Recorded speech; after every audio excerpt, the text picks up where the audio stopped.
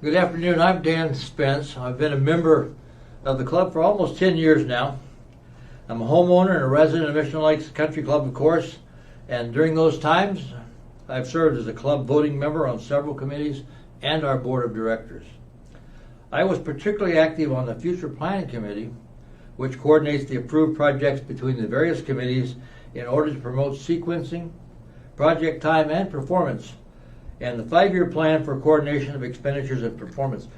I served previously for 4 years as a member of the board of directors, which included the position of president, and I've been an advisor to specific committees throughout my tenure on the board. I'm a proponent of frugal budget management, and proper maintenance of all facilities and recreational activities for all members. I'm aware that many of our members, like myself, are retired professionals from education, law enforcement, government service, and skilled labor. While pensions are sufficient, the increases in cost of living and dental services, home maintenance, and other necessary expenses remain sufficient. The gap between necessary and discretionary expenditure is narrowing. Therefore, I carefully consider all requests of facilities, services, and personnel that might impact dues expenditures.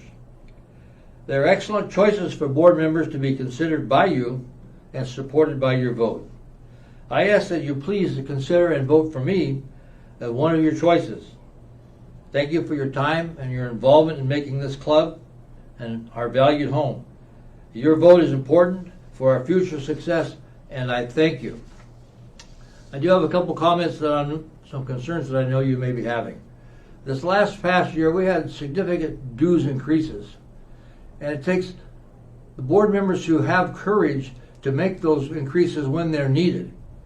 We had state mandated raises in costs. We had offering for club documents. We had settlement with unions and retirement issues, and we had with former employees as well.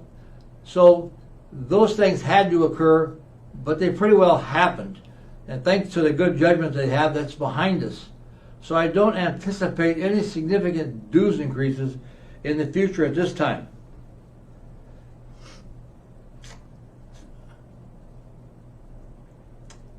We have good pool and recreation facilities, and we have great programs. One thing that I would do for our membership programs is that right now we have programs downstairs for classes that require a full-time instructor, which should remain. But many of you are still working and not available to get to those classes. One of the expenditures I would propose at this time in projects would be to add a screen, a size screen, along with programmed workouts that you could go in at your own time and push a button and select a program to keep yourself in condition.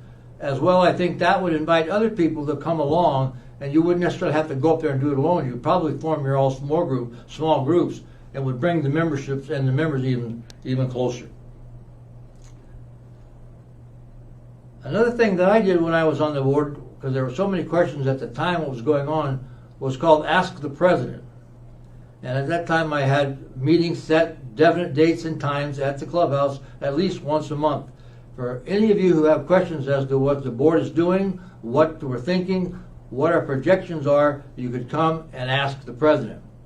Now, if I'm elected, I really don't think I'll be in the president's position because, number one, I'll be late on the board. We have excellent candidates who are repeating next year and who are excellent choices.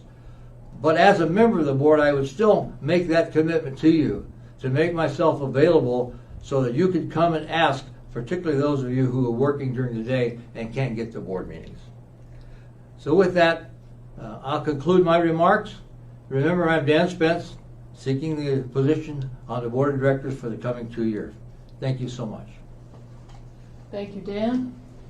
I will ask you the first question, and I'm going to repeat it twice.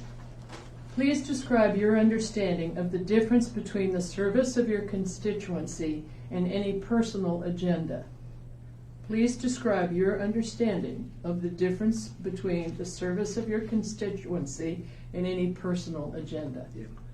Well, the first thing that should be obvious to any candidate is that when you become a representative of a group, like we are as members in a country club, you are now representing everyone, not just yourself. And so there are issues that you may be really pushing, but at the same time, if they're not conducive to the present financial situation of the club, or the demand for it is not there, and it just becomes an extra expense just for your own personal satisfaction, then I don't push that. A good example of that just happened recently. We were talking about changing the grass on all of our greens to a new kind, and in that, the board at the time was pretty much opposed to it, but the Green Committee was really pushing it. And so the question was, are we going to allow it or not allow it? Rather than just not allow it altogether as a board, I asked that we give the Green Committee and our general manager a chance to contact other courses around and find out what they thought about the grass.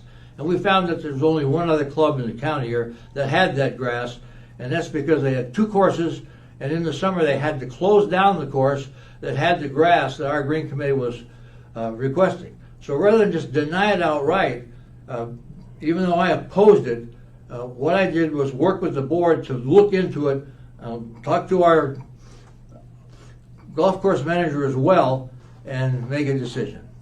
So that was one good example of the kind of setting aside personal desire for the real benefit of the majority of the club. Thank you, Dan. And the last question, what is your most comfortable avenue of communication to make yourself available to understand the needs of the members? What is your most comfortable avenue of communication to make yourself available to understand the needs of the members? Sure. Obviously, the first opportunity is just to come to the board meetings, if you can. And I realize many of you can't, and so that opportunity passes you by. That's the quickest and easiest way. But the other thing I mentioned in my previous remarks at the start was that if you have a question, as a board member this time, and not the president, I would still make myself available and have special meetings announced regularly on the agenda for the month where you could come to the club, meet with me and other board members who might want to come along as well, and ask your questions and present your issues and your feelings about a subject. Thank you, Dan.